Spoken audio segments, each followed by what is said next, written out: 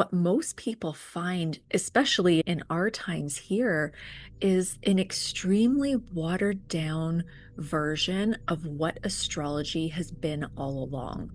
And I've made it a bit of my personal mission to dispel some of that illusion because when you said this earlier, Jimmy, that people really turned it into this personality based thing, and no, astrology meant so much more back then. And it was guiding kings. And of course, part of it was that they would know their own chart, but also the astrologer would be guiding the king about things to be on the lookout for. Is there the potential of war? There's a whole branch of astrology that's dedicated to weather. And so that astrologer would hint to the king, like, hey, you know what? We're going to have a dry season ahead. So you're going to want to stockpile on food so that the people don't go hungry and start raging in the streets. Hello, everyone, and welcome back to the Shifting Dimensions podcast, where we explore the unseen, the unknown, and the transformative moments that shift our understanding of reality. I'm your host, Jumi Moses, spiritual seeker and metaphysical investigator, exploring the mysteries of existence. On the show today, I have the pleasure of speaking with Aleksandra Ceho. Alex is a master of astrology, martial arts, and hermetic philosophy with a focus on helping entrepreneurs and business executives foresee and prepare for imminent events. Alex, welcome to Shifting Dimensions. It's such a pleasure to have you on the show. Thank you, Jimmy. It's so wonderful to be here. It's so amazing that we finally get a chance to talk because prior to you coming on the show, I watched a couple different podcasts that you were on. I also checked out your website extensively, and I'm like, wow, she has so much knowledge, and I can't wait to dig into all of that. But first and foremost, I think it's important for us to get to know you better and just find out a little bit more about you and how you ended up on this path of astrology and being this master teacher. Oh my gosh. My own journey with astrology started when I was a child. So, growing up, we would go visit my grandparents very frequently. And my grandfather was an amateur astrologer. And where my grandparents lived, it's a little bit marshy and swampy. So, it's not really a go outside and play kind of place. So I used to lock myself in the guest bedroom and I would read my grandfather's astrology books. And so I would read about the Greek gods and goddesses, Hermes, Ares, Aphrodite, Athena. And there was one particular book he had that actually related those Greek gods to the astrological signs. And so every time I went to my grandparents' place, I would be delving into those books and learning more and more about it. So I joke that astrology was my first love in life because from there, I continued studying. And so every time I went to my grandparents' place, I had my nose like right inside of those books. And I was about 10 years old when I first casted my own chart. And everything just took off from there. And it was something that was alive in my life, all my life. And I even think back to like my preteens and my teen years where I was learning about astrology from books I could access at the library or from the early GeoCities pages of the internet, if anybody remembers those. Yeah, I don't remember those pages. I can't even It's picture them. okay. That kind of dates me. That is so fascinating. So, you basically taught yourself how to read by reading these astrology books. I think you started when you were 6, Yeah, it was right? like 5 or 6, something like that. That's so fascinating. That's so cool. And by 10 years old, you said you casted your own chart. So does that like you pulled it up and you were able to read your chart and kind of figure out your personality, I guess. Yeah. So the first thing that I learned how to do was actually how to place the planets inside of the chart. And so my grandfather had one particular book, which is called an ephemeris. And in the ephemeris, it lists where the planets were on a certain date. And so I remember going through and looking, and I would go and I would draw in the symbols of the planets and what degree they were at. Jimmy, when you were showing me your natal chart earlier, basically I was doing that manually. And now Back then, I wasn't the greatest at doing the math on calculating the ascendant and that kind of thing. So, probably my initial charts for a 10-year-old were pretty good. But as I got older and I learned how to be more accurate in calculating the houses and that kind of thing, it was a lot of fun for me, actually. And so, what I would do is I would take like the chart that I created because he had so many books. And so, I would compare my chart to what I was reading in some of the books. And so I would read about, for example, Venus being in the fifth house and Saturn being in the 12th and all of these things. And I just had so much love for it because I was trying to figure out who I was. Yeah, and I think that's really why a lot of people end up either seeking out astrologers or getting into astrology themselves. And I have such a respect for astrologers because it's pretty technical. It's not an easy thing to figure out. And the more I talk to astrologers, the more I'm like, wow, there's so much science and calculations that go behind just pulling up someone's birth chart and figuring out like what are the different energies and planets that are influencing them. And sometimes I'm curious to know what is the difference between astrology and astronomy? Oh, that's a great question. So if we go back in history, astrology and astronomy were pretty much one and the same. And I laugh because sometimes there's this notion that people in the past were not very intelligent. However, and people look at astrologers nowadays and they go, "Oh, you're not so smart," or whatever, right? And it's if I go back in time to when astrology first appeared on the planet, it said that it appeared with Hermes Trismegistus. And astrologers back then were some of the most intelligent people on the planet because they could actually do the mathematics to calculate the positions of the planets and measure the degrees of arc and that kind of thing, right? So in order to cast a chart, that was a big undertaking because there was a lot of mathematics that you needed to do. And on top of it, the astrologers or astronomers, as they would have been called, because again, it was the same thing, they would have been using tools like the astrolabe so that they could see the angle of or the degree of arc that they were working with in order to calculate what was the rising sign. Where is Mercury right now? And there is a lot of technical science to it, and it's been that way since the beginning. And so, what most people find, especially in our times here, is an extremely watered down version of what astrology has been all along. And I've made it a bit of my personal mission to dispel some of that illusion because when you said this earlier, Jimmy, that people really turned it into this personality based thing, it's no, astrology meant so much more back then. And it was guiding kings. And of course, part of it was that they would know their own chart, but also the astrologer would be guiding the king about things to be on the lookout for. Is there the potential of war? There's a whole branch of astrology that's dedicated to weather. And so that astrologer would hint to the king, like, hey, you know what? We're going to have a dry season ahead. So you're going to want to stockpile on food so that the people don't go hungry and start raging in the streets. Something clicked for me when you said cast a chart. I'm realizing now that we have at our disposal the ability to go online, put in our birthday, put in the birth time, and then boom, a chart pops up. But when you say cast a chart, Like like that. you actually had to create it like manually. Oh my gosh, Yes. that is in crazy. Mathematics, like an astrologer would wait for a prince to be born or a princess or whatever. And they would be out there with their astrolabe examining where the planets were That is incredible.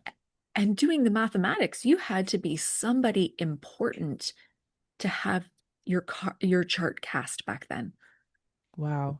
And the fact that it wasn't separate from astronomy back in time is also telling of how deep astrology really is. And to your point, now it's more watered down and it's almost gimmicky. And I want you to talk a little bit It's more a great about, word. and I want you to talk about a little bit more. You hinted at it where you said that there's like astrology that's dedicated to the weather, there's astrology dedicated to you just talked about some important people and just seeing what they need to look out for. I know that you work very closely with business owners, for example. So can you just talk about you don't have to give every single example, but the more Yeah. in-depth range of what astrology can really be used for? Yeah. So I started working with business owners because in some ways, owning a business is a little bit like being like royalty because there's responsibility that you have to others, right? Every business owner wants to make sure that they can pay their employees, or even if you're a solo entrepreneur, I'm sure you have family that you want to take care of. You have a roof that you want to keep over your own head, and there's a lot of decisions you need to make in that process. If we go back hundreds of years, if you wanted to earn a living, there weren't really many decisions you needed to make. There were just things you needed to do. You needed to go work in the fields or whatever it was that you were doing. You didn't have choice the way you do today. And so I started working with business owners because we have so much more agency in a manner similar to the way royalty used to. So, bearing that in mind, I use astrology to help business owners identify energies and forces that are coming their way so that they can make the most of it. So, you talked about astrology being gimmicky, and there's absolutely that component to the way that it's been portrayed lately. If you go and watch reels on TikTok, especially TikTok, also Instagram, it really conveys a different impression of what astrology is. So, in terms of working with businesses, the first thing that I do is that I always do the natal chart of whoever I'm working with. Now, that could be the entrepreneur, it could also be the corporation, right? Because depending on the nature of the business, I need to have a solid foundation of understanding of who and what I'm working with, right? So in the case of entrepreneurs, I need to understand what their gifts and talents are. I also need to understand the areas where they may hesitate to act or where they may not have as much awareness or capability or strength so that in as I guide them using transits and forecasts, I can help them be aware of those areas and also to focus on the things that they do well. One of the things about astrology is that it's not just a forecasting system. There are many teachings that are inherent in it. And for every one of us, we are actually here to master the energies of all the planets, to be functional, more than functional with all of them. And what I love about business is that business actually will challenge you to really own and master the gifts of the planets. Other areas of your personal life will do that too, but there's nothing like engaging in the act of manifestation to really help you see where you're at, where your light is shining, right? Which is the positive qualities in your chart, and where there are other parts of you that need to catch up with those other strengths. So we're not just one thing. That's what I'm hearing. It's not that if our sun sign is Libra, like mine is, I can't just categorically say I'm a Libra. There are other planets that are in my chart, obviously, that influence me, and I could take on the archetypes of those planets as well, depending on what house they're in my chart. And also, when you talk about pulling up the chart of a business, businesses have birth dates as well. Yes, so you could call that the date of incorporation. Okay. So whether it's your natal chart or whether it's the chart of the business, you want to know the date, time, and location of birth. Now, for most businesses, you usually do midnight because that effective midnight, that business entity became a legal thing. But for us as human beings, that date, time, and location create not only the map, but also the compass so that we can orient the map properly. Because if somebody gave me a map without the compass, it'd be really hard to orient myself. I'd get lost. Okay. And You're that's why the time of birth is so important. And if you don't know your time of birth, there's this amazing technique called chart rectification that actually allows you to calculate the birth time using major life events. Okay, can you expand on that? Because that was going to be my follow-up question. If someone doesn't know their birth time, because a lot of people don't. I know my birth time, but I got it from my father. So I don't, he could have been 2, 3, 10 minutes off. Who knows? He's adamant that it was 4 a.m. because it started to rain and he looked at his watch and then they called him that I had been born. But can we talk about very high level because I'm sure it's probably Yeah. not super simple, but like chart rectification according to major life events. So how would someone calculate that to get their birth time? So it's funny, I've actually gotten two emails about it in the last, I don't know, 24 hours. So, chart rectification, the purpose of it is to determine the angle of the ascendant, because that's what the birth time gives us. So, the ascendant is basically our compass rose. And then from there, we have the orientation of the chart. So we know what houses all the planets are in. So, how chart rectification works is basically major life events are often tied to astrological aspects to the angles. So, when I do chart rectification, I ask my clients for a list of minimum 12 to 15 major life events and the exact date that they happened. Now, if they can give me more, that's better. The more data you have, the better it is for a rectification. But I need a minimum of 12 because some of those events can be explained by other astrological aspects. So, what ends up happening is from 12, you end up paring down. But for the ones that are unexplained, those are the ones that can hint to an angle. And so in chart rectification, you take all of the unexplained transits or events and you find the angles that exist in common with those events. And when someone is giving you a list of major life events, do they also have to give you the exact time or you just need the date? Just the date is fine. If there is a specific time, that can certainly help.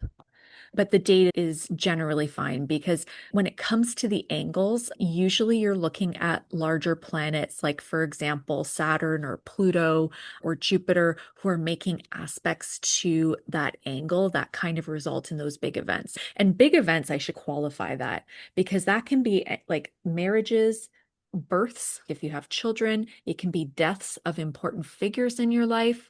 It could be accidents, surgeries, court dates, graduations, buying your first home, opening your first business.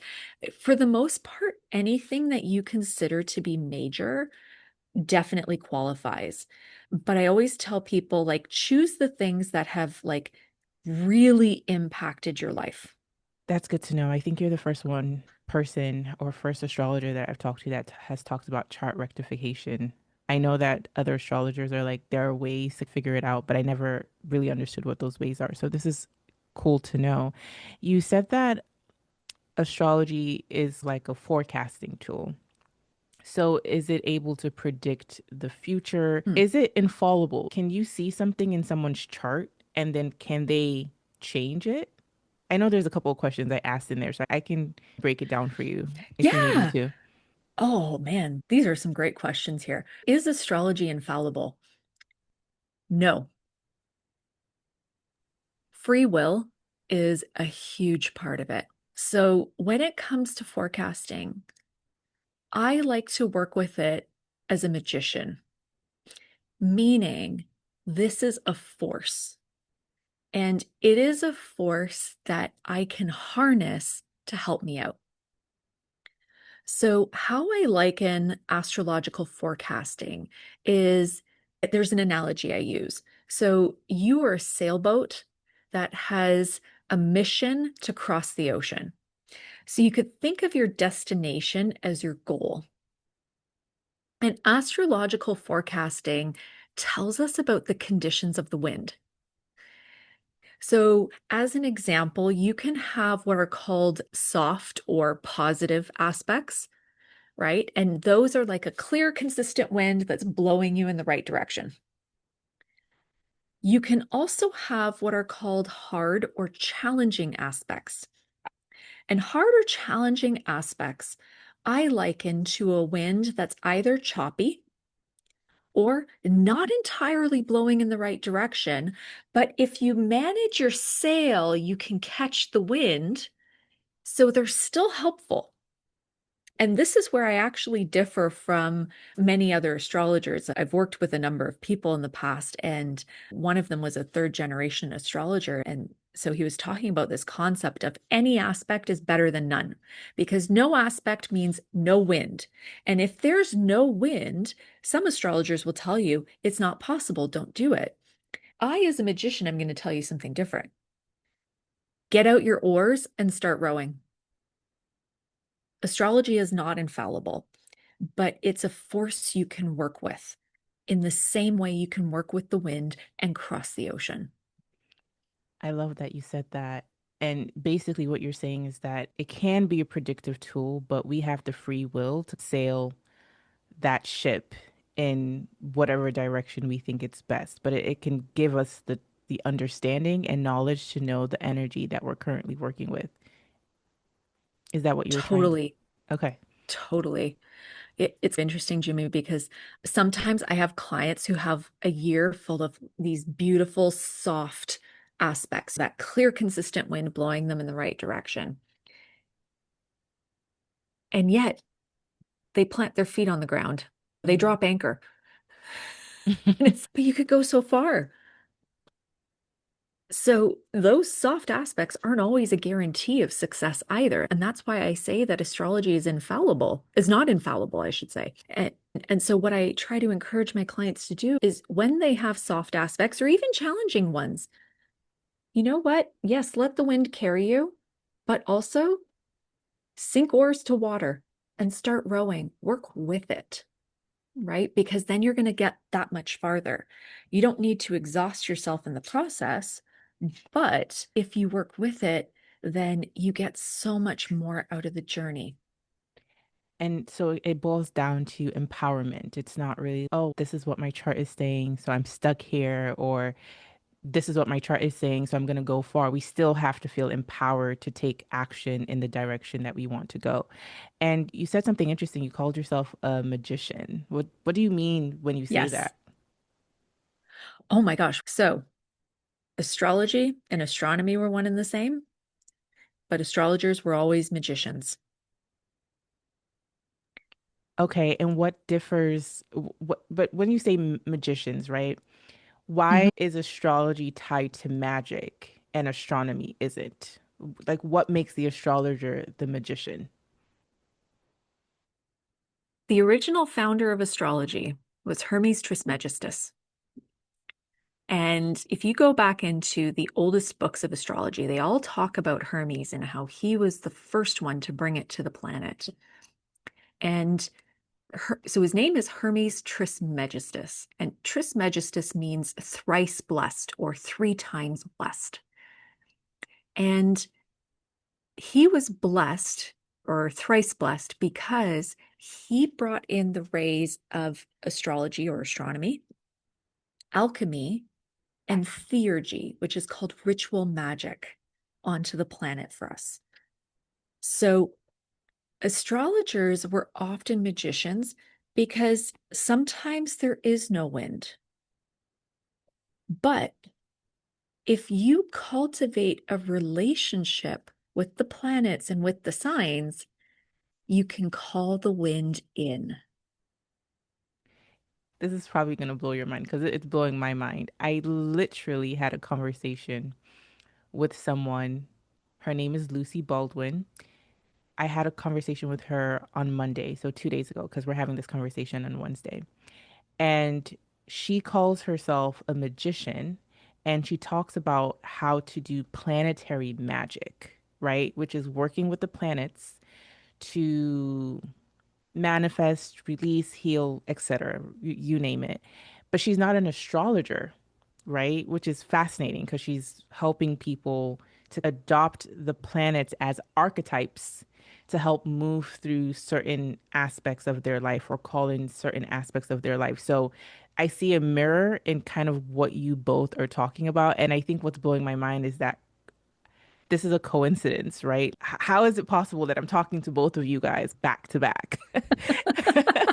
And it's this idea about magic and astrology and like using magic with astrology to, like you said in your analogy, to draw up that wind so that your ship or your boat or whatever can continue to sail. But what are your thoughts about, I guess my question is, do you see the planets as archetypes as well?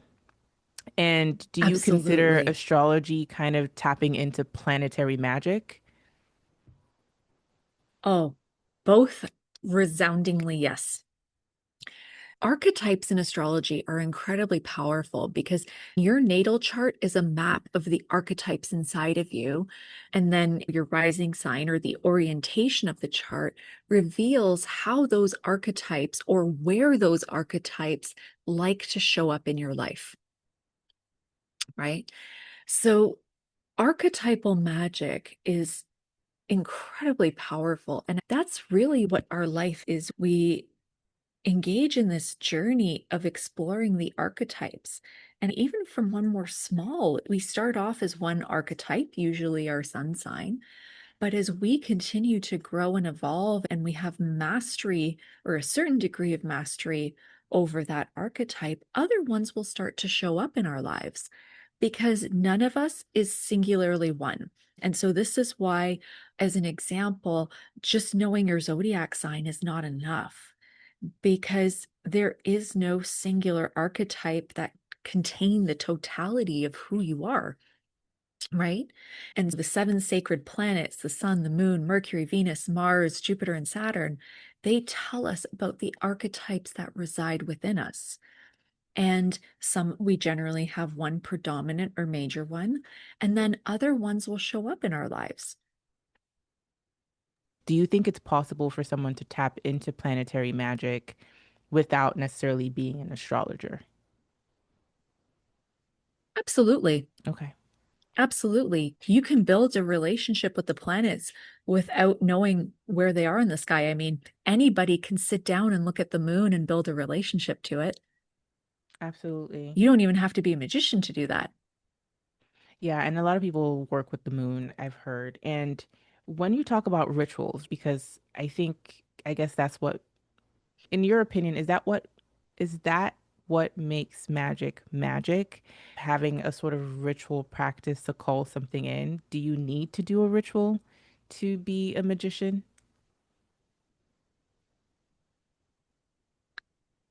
I'm going to bring in a strange person to quote here, Please do. Bruce Lee. Okay. So you work with form until you don't need form. So ritual and ceremony are powerful ways for us to build the relationship. And part of what ritual and ceremony do, like I work with the Modern Mystery School, and it's a 3,000-year-old lineage. And so there are rituals that I do that have been done by many people through the years. And part of the power of those rituals comes from the fact that so many people have done them and that they've been done over time. Even in our modern day, rituals is part of so many religions, right? And it's a powerful experience because of the number of people who have shared in it. Ritual and ceremony are powerful ways for us to build the relationship in the beginning. And because other people have done it that way, it it's funny, but I call it like creating a bat signal, right? So I know that if I do this particular ritual, that it brings in the energy of the moon as an example. And so when I do it, it's sending up that bat signal and the moon responds.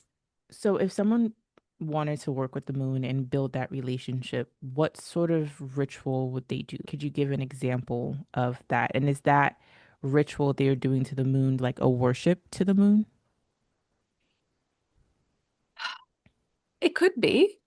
The very first ritual that I tell people to work with the moon is just to sit and receive its light through the crown chakra, right? To just build that connection and to allow yourself to be receptive, that to fill your cup, so to speak, with the light of the moon.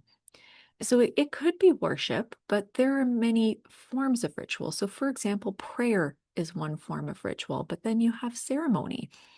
And was there any particular one that I would suggest people start with? I would encourage you to find someone whose energy who is practiced in ceremony and to begin there and to experience. As an example, in my work with Modern Mystery School, I'm one of the Wiccan high priestesses, and we have a community here in Toronto. And so we host full moon ceremonies for people to begin experiencing that magic and to just be receptive to it. And if they want to, eventually they could become part of that, of the magic itself and become part of the team who facilitate those events. But I always encourage people to receive first and to put yourself in that space of reception before you try and engage, more so that you take your mind out of it, right? Because you're going to be sitting there going, oh my God, am I doing it right? And what, and this, and oh no, and I forgot about that. And the more you engage with your mind, the more you forget and the less you actually get to experience. So when you get to go and be a guest and receive, especially from somebody that you have cultivated a relationship with and you have trust with, that allows you to bypass the mind and actually just experience. It's interesting that you talk about bypassing the mind, right? Because a lot of times these things are intangible. When you talked about sitting down and letting the light from the moon come through your crown chakra, there's no physical material manifestation of that actually happening. So someone could be like, how do I even know this is true or if I'm just imagining it? So I like that you talked about that a little bit, but also wanted to ask an obvious question, but we've hinted at it. Like, what is the purpose of magic? And is that tied to what people consider to be witchcraft, quote unquote?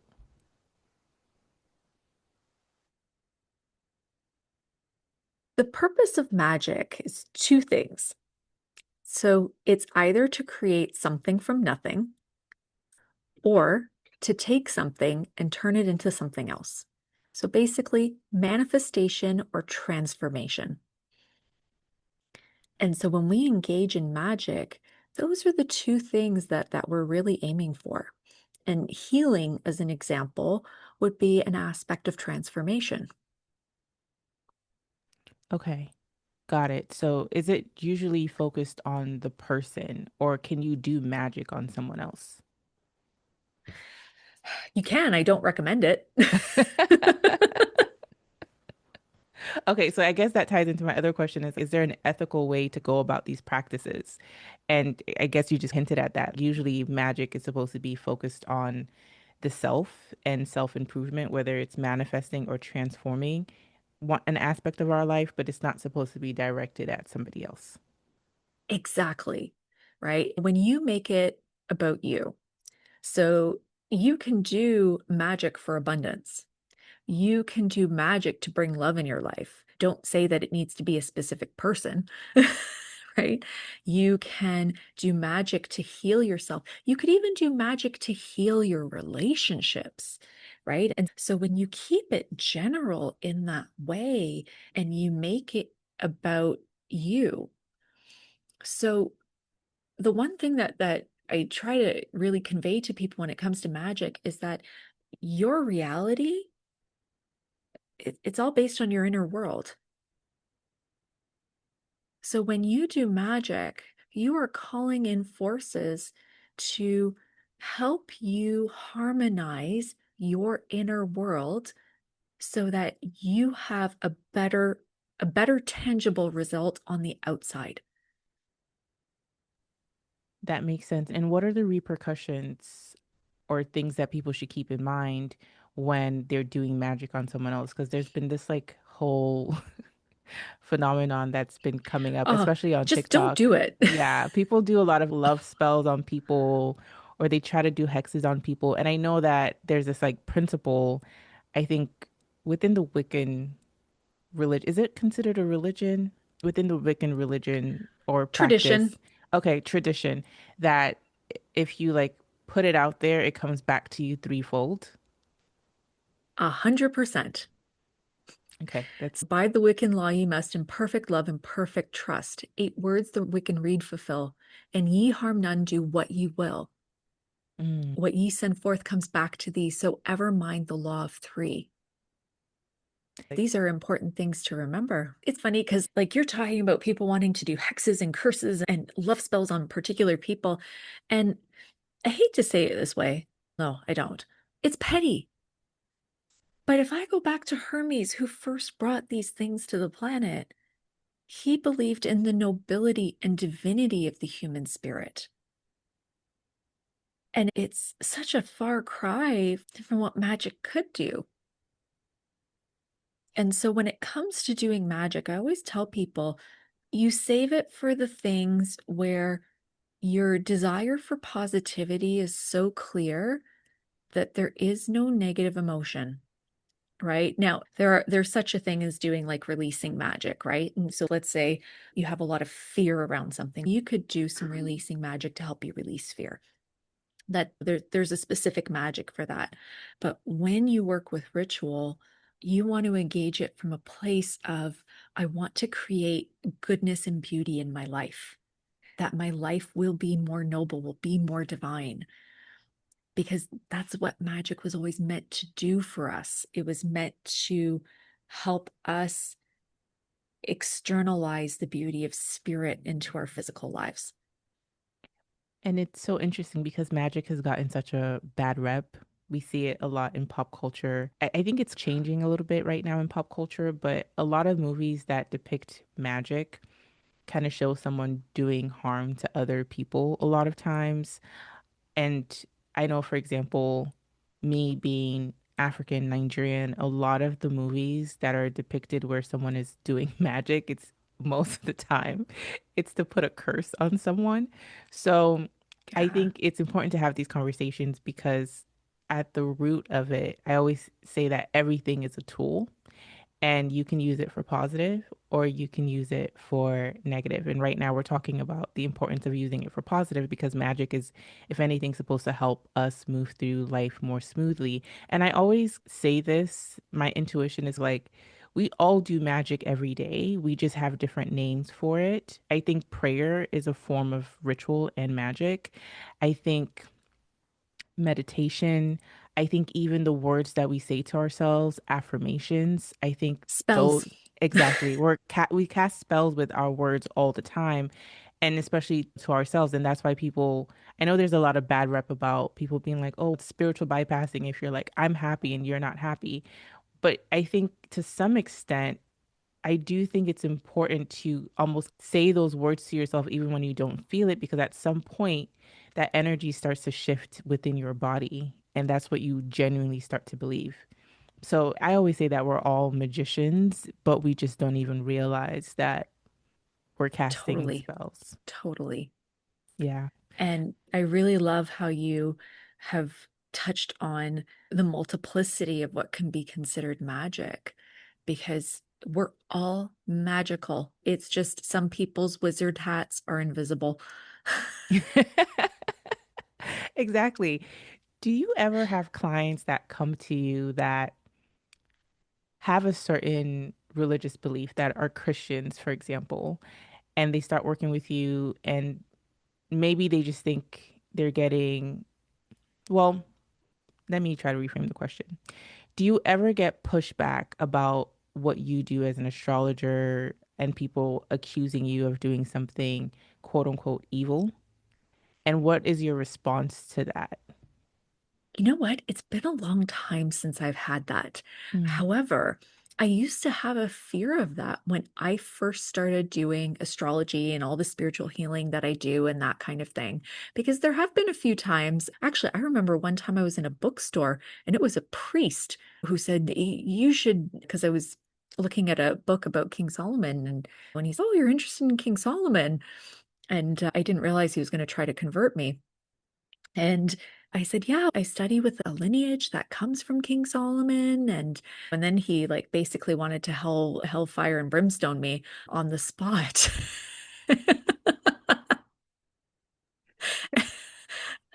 And not to be dismissive of any religion, because the truth is, it could have been any religion that did that to me. He ran away from me when I said, hey, go away. So, how were you able to move through that angst of people misunderstanding what you do for something that is quote unquote not good or evil? There's a couple things that happened. I think one, I got older, and there's this magical thing that happens as you get older where you care for people's judgment less and less.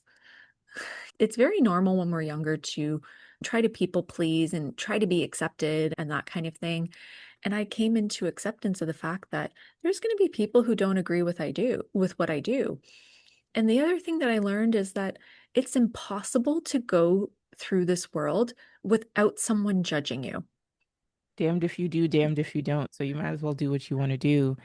And Exactly. And I'm I'm not harming anyone in the process. exactly, exactly. It boils down to an intention and whether or not you're harming people, because I think sometimes people genuinely think that they're on the right side of whatever belief system that is appropriate. And sometimes the intention behind that belief system is not good, of good intention, right? People can take up arms under a certain belief and murder people. And that is, I think, one of the most evil forms of using magic, right?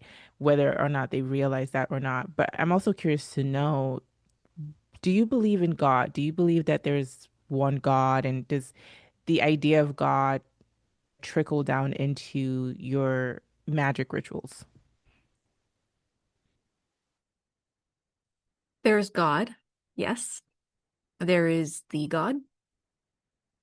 And then there's the God within that I'm becoming. As I mentioned, Hermes Trismegistus absolutely believed in and taught about the divinity and nobility of the human spirit because we were created in that image. And, that is a truth that dates way further back in Christianity, that we were created in that image. But there isn't one God. Right now, there's 8 billion of them on the planet. It's just that God's sleeping. Yeah, it's just we all have that divine spark, but do you believe in this idea of non-duality, that we all come from one source and we're all having different experiences? Totally.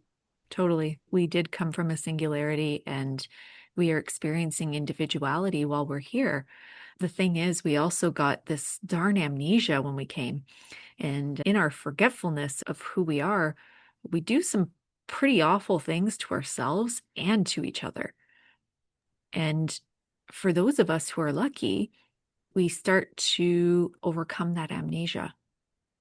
So I want to go back to astrology a little bit, and you said that we can use astrology and the magic of it, tap into certain archetypes to help us either manifest or transform. And you said that healing was one of those transformations. So is there a specific planet someone could work with or do ritual with if they're seeking some sort of healing, whether it's emotional, psychological, or even physical? All of the planets have healing capacity. So, as an example, like the first thing you said was emotional, right? You might work with the moon to heal the emotional body. But let's say that you carry wounds around abundance. And abundance is maybe there's a lack of confidence or you have a bad relationship with money. You could heal those abundance issues using the planet Jupiter. Or maybe you had a terrible breakup and your heart's really hurting. And so you might call on Venus to help you out. And so every planet and every zodiac sign further has its healing energies. So someone can come to you and book a session and say, Alex, I'm struggling with heartbreak here. And yes, I want to look at my chart, but I want to know what planet I should lean on or adopt that archetype a little bit more to be able to move through this heartbreak. You could work with someone in that Totally. capacity. Totally. I'm And yeah. Oh, sorry, go ahead. No, please go ahead. I'll say what I need to say after. Okay. So part of it is sometimes I also will point out forecasts that are happening because the wounding might be recent, but it could be something bringing up old stuff.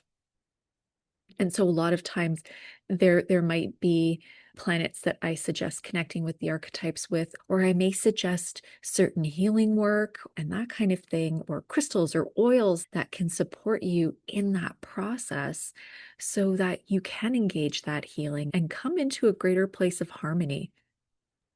I'm learning so much about the possibilities of working with an astrologer. Have you heard of, okay, I'll save that question.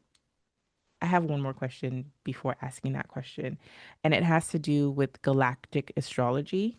But before I ask that, I kind of want to ask about personality when it comes to astrology. I kind of want to talk about that briefly.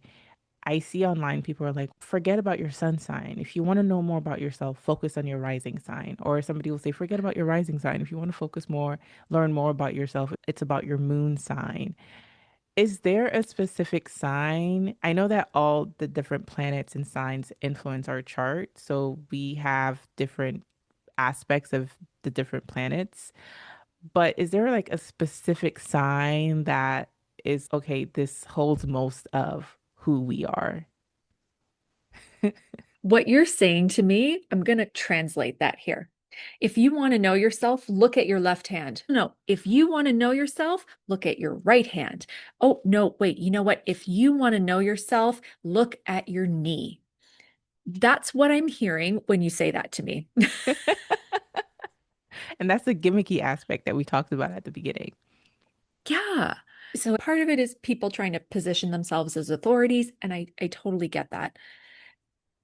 You are not singular. There is no single thing in your chart that can define you. And it's not just about what the different signs are, it's also about what are the relationships between the planets, right? Because as an example, we were talking earlier, so you have your sun in Libra, your moon's in Gemini, right? So that's a harmonious relationship that they have because they're fellow air signs. So your conscious and your emotional nature tend to be similar, right? So they are friends. But then so you had Venus in Scorpio. So your consciousness and your emotional nature is very open and expressing. But when it comes to your heart, it's not as open. It values loyalty. So there's a differing nature there that does not agree with the other two parts of you. So there's a little bit of contention there. So it's not just what signs that they're in, it's also what is the relationship that they have? How do they get along? You could think of yourself like a novel and Lord of the Rings, and your sun is Gandalf, and your moon is Frodo, and Saturn is Schmeagol, Gollum. And so you got to look at how all of them are interacting because that kind of tells you about how the story usually plays out. It's so interesting because with astrology, it really shows that there's so many parts of us that are parts within us that contradict each other. And some, at least let me speak for myself. Sometimes I'm like, I feel this way, but then I feel this way in other areas of my life. It's not always harmonious. Like I'm not always consistently the same person. Like I adopt different personalities depending on what part of my life I'm interacting with, whether it's relationships with family versus relationship with friends and relationship with a romantic partner or work versus podcasting. It's like all these different aspects of me show up in different realms. And it's really fascinating to see why that's happening. And I think astrology can let us know how to maybe work with all those different aspects of ourselves. Yeah, because that's different archetypes within you. Yeah. And some of those archetypes have similarities, And then there are others that have very differing needs. And so that's where you may observe some of the, I don't want to say drastic differences, but the differences in yourself, right? And so it's so easy to judge yourself, especially when you have a lot of contrast in your chart and view certain parts of yourself as inauthentic or that kind of thing. And that may not always be the case. So when you look at the chart as a whole and you look at it in totality, sometimes you recognize that part of your story and part of your purpose while you're here is reconciling very different natures and getting them to get along. Is someone's chart fixed? And okay, let me explain what I mean by that. So I'm a Libra sun, quote unquote. Could I change so much in terms of my personality, like almost become a completely different person? So much so that while my sun sign says Libra, if anything, I show up more like a Taurus all of a sudden, or I show up more like a Virgo rising rather than a Leo rising. So are birth charts fixed? And I know that's a probably a weird question, right? Because it's not like I can go back in No, time and it's change my it's birth. it's not a weird question. Our charts incline, they do not determine. And this is where your life comes into the picture. Could you change so much that you express yourself more like a Taurus? Yeah, if circumstances dictated that, right? So let's say, for example, heaven forbid, but let's say as an example, Jemmy, that life got real chaotic and your loved ones around you really needed you to just be this grounded, stable person who is like calm embodied, right? Never giving into emotion, just grounded, able to tackle things and deal with them. Then, yeah, you might exhibit more of a Taurus kind of quality because you have the ability to pull that in. You are not one sign, you are all of them. It's just that you're all of them in differing percentages. So Mm, maybe you have a larger percentage of Libra, but if life demands it, then yes, you can pull in that Taurus energy. And maybe Taurus energy is only 2% of who you are. And thus, that Taurus energy is going to make you really tired wow. because you have to pull it in and you have to energize it, right? So going against the major percentages is not impossible. It's just tiring. This is so fascinating. I love what you said that you're not just one sign, we're all of them. And it just depends on if we want to dial up one aspect more than the other. So it's cool that again astrology could be it's great for forecasting and letting you know these are the potential energies, but it's not fixed. It boils down to free will and our own agency and the archetypes that we want to play into, which is so fascinating. Okay, I really want to ask you about galactic astrology. Have you heard of it? Let's start there. I have heard of the name of it, but I know very little about it because I work with the old stuff. Okay. All right. So essentially, galactic astrology is this idea of being able to see someone's past lives in their chart. So it's not just looking Mhm. at this life, it's taking a look at other lives and seeing what the patterns have been throughout those lives and how those lives could So a similar potentially. premise to Vedic. Okay, is that really what Vedic astrology does? Okay. Yeah, that's part of it. Yeah. Okay. Do you think that Vedic astrology is more precise than Western astrology? Because I've had a Vedic astrologer on the show who says that Vedic astrology is a little bit more precise because of the mechanism they use to calculate someone's birth chart versus Western astrology. Do you agree with that? Have you heard that before, or do you think it doesn't really matter? Man, I've heard that from every camp. Okay, with people on the Western side saying that it's more precise than Vedic astrology. Absolutely. And Chinese astrologers saying the same thing, and Sumerian astrologers saying the same thing, and Hellenistic astrologers saying the same thing. I've heard it from every camp. It's always about the art. because as you mentioned, like I also do martial arts. So when I hear that, I'm thinking boxing is the best. Boxing is the best. It knocks out the most people. Versus, no, jiu-jitsu tackles the most people. It's not about the art. It's about the artist.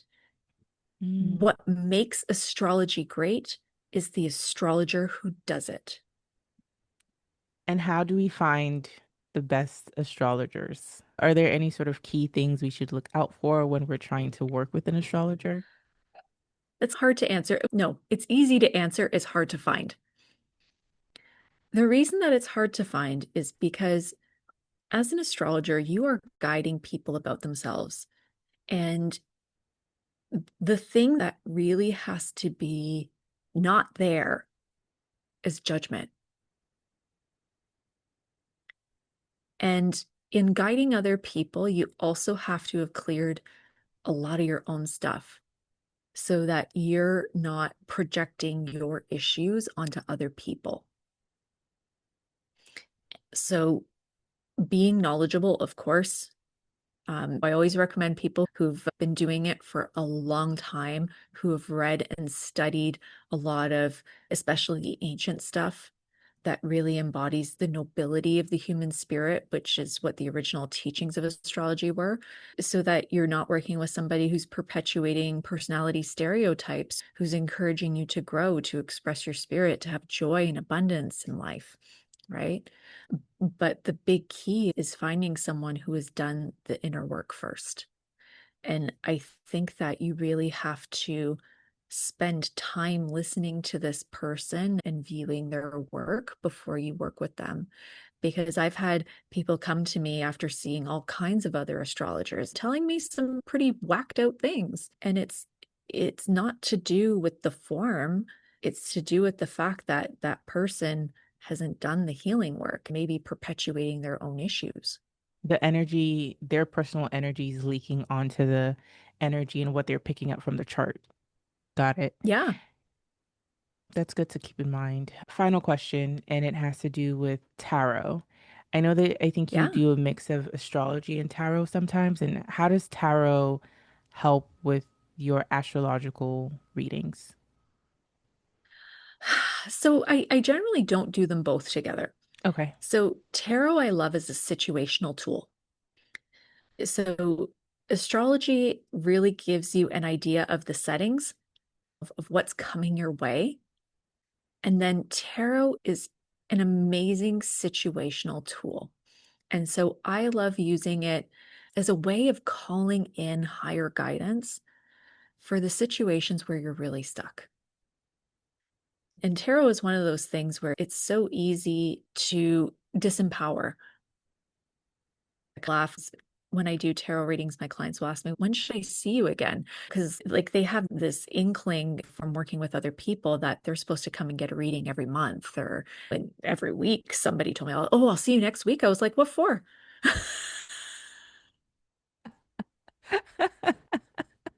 That's hilarious.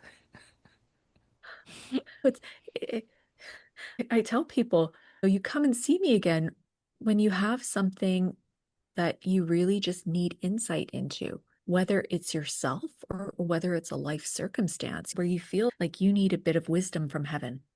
That's what tarot is for. I love that you said that. And I really do think that spirituality, which is these terms, we use them, but I think there's so many aspects of our life that are spiritual that aren't like, oh, you're going to see an astrologer or a tarot reader. But I think the whole point of getting closer to the spirit inside of you is so that you can feel more and more empowered and trust yourself and rely less on modalities or going to someone to give you answers, because ultimately the goal is to have enough self-empowerment and self-trust that you can get the answers that you need for your life, because nobody can tell you how to live your life or what actions to take. Yeah, it's like when I do tarot, I was having this conversation with someone a while ago because if I really wanted to disempower people, I could be very abundant Yeah. because I could have people coming back to me week after week. That's not my goal. Personally, I think it would actually be a bit of torture. Making because there are people who will completely abdicate their decisions to astrology or tarot or that kind of thing. And That's really disempowering. When I work with people, whether it's astrology or tarot, this is the guidance that you're receiving. You still have free will. You can follow this, you can work with this, you can take it in, or you can abdicate and let the universe do what it will. And I can guarantee that you're not going to result. I think it boils down to people being afraid of the unknown. And I think that there's that rigidity of, I need to have these answers. And I think spirituality is being able to dance in the gray, right? And understand that things can shapeshift and take on new forms, and we always have agency. So I think it's that part of us that needs structure and we need to know. And there's that like control of, okay, I can't predict my future. So somebody else can predict it for me so that I know that if I take this action, it's going to lead to this outcome. And things change at the drop of the hat. You never really know. There are infinite potentials, infinite possibilities. And the other piece too is responsibility, Yeah. because it's easy to blame your tarot reader if something goes wrong. Yes, that's true. You told me to do this. Yeah. You can fire them and you can go see somebody else. Yeah. Take them at their word and fire them too. Mm. So, responsibility is so important. And I think sometimes we need to challenge the notion that the unknown automatically means scary. Yes. Because if I took you into a cave of treasures and you didn't know what was behind the door, would you be scared?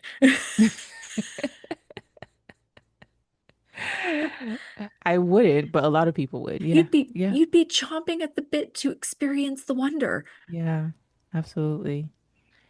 And I love the unknown. I've come to embrace the unknown, I should say, because I think that's where the magic is. It's just like infinite probabilities. And I think that's where we really tap into magic when we don't know so that we can like birth something, right? We can use the energies and birth something that we want to experience.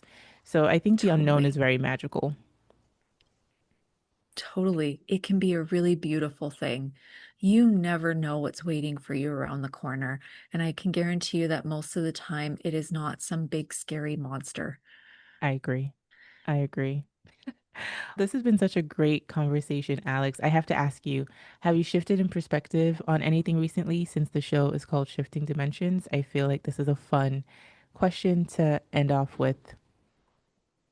I literally discovered another form of astrology today. Oh my God.